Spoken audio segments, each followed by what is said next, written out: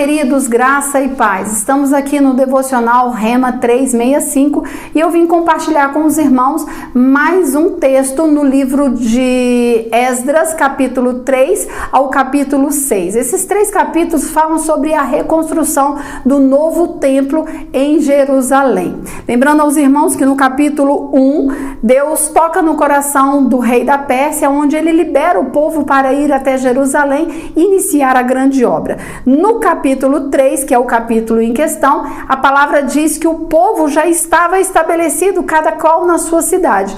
E em unidade, eles decidem então iniciar esta grande obra. Nesse mesmo capítulo que eles diz a palavra que eles estavam temerosos acerca do que os inimigos pudessem fazer contra eles, por eles estarem iniciando esta obra. E a palavra também diz que todos os dias eles ofertavam sacrifícios ao Deus vivo e poderoso no período da manhã e no período da tarde, em gratidão por Deus estar trabalhando no meio deles.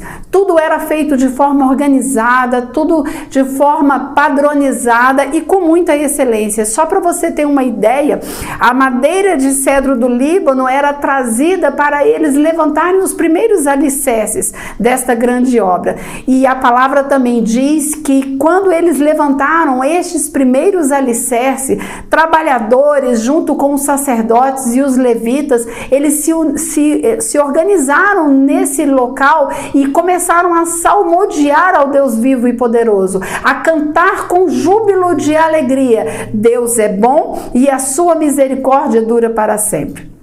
Sabe, queridos, a palavra diz que esse júbilo de alegria era ouvido de muito longe e chegou um tempo que aquilo que eles temiam aconteceu. Os inimigos ouviram falar que o templo havia começado a reconstrução, havia obra ali, então eles saíram do lugar onde eles estavam e foram até os líderes e ofereceram ali uma falsa ajuda, mas Zorobabel, o líder que estava sobre a administração dessa obra, negou essa ajuda porque ele sabia, querido, que a estratégia do inimigo era trazer divisão em meio ao seu povo para enfraquecê-los e então conseguir dominá-los, sabe? Mas eles não se aquietaram.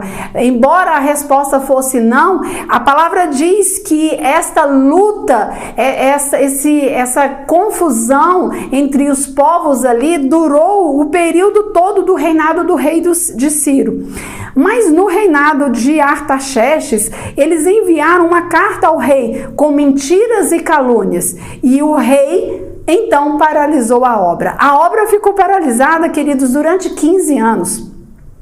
E a palavra nos traz o entendimento que, embora a obra física estivesse parada, o povo não estava parado, porque ela fala a respeito de 2 grandes profetas, o profeta Ageu e o profeta Zacarias. A palavra também diz que os profetas Ageu e Zacarias, eles exortavam, eles animavam ao povo a permanecerem firmes, até que Zorobabel decide então reiniciar esta grande obra, agora de forma diferente, com a ajuda dos profetas Ageu e Zacarias.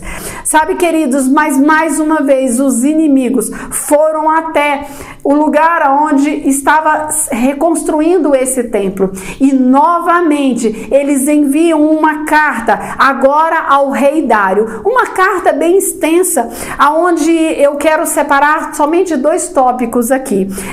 Esse relatório me chama a atenção, porque eles escrevem lá que a obra da reconstrução do templo em Jerusalém estava a franco progresso, queridos, e tudo estava sendo feito em alto padrão, com muita excelência.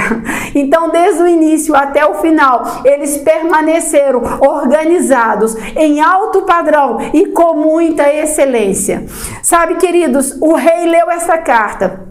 E quando ele estava lendo essa carta, ele perguntou àquelas pessoas que levaram a carta: quem são essas pessoas que estão à frente desta obra? E eles responderam, eles nos disseram que são servos do Deus Altíssimo e eles têm uma missão, que é reconstruir o templo em Jerusalém. Desta vez, queridos, o veredito do rei foi diferente. Ele fez um decreto, queridos, e nesse decreto constava as seguintes informações.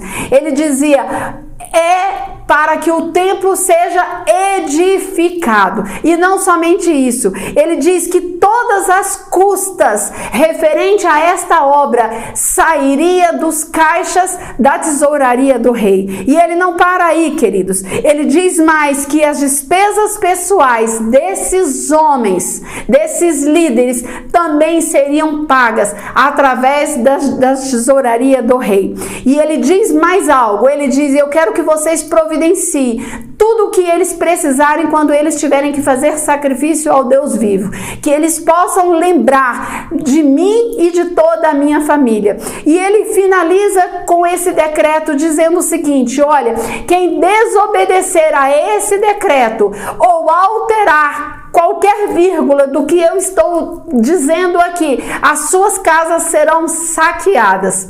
Sabe, queridos, isso me traz um entendimento que quando nós estamos em unidade, quando nós estamos com um só pensamento, quando nós estamos obedecendo claramente a palavra de Deus, nós vamos conseguir graça e favor diante de autoridades. Que você seja abençoado na prática dessa palavra. Até mais.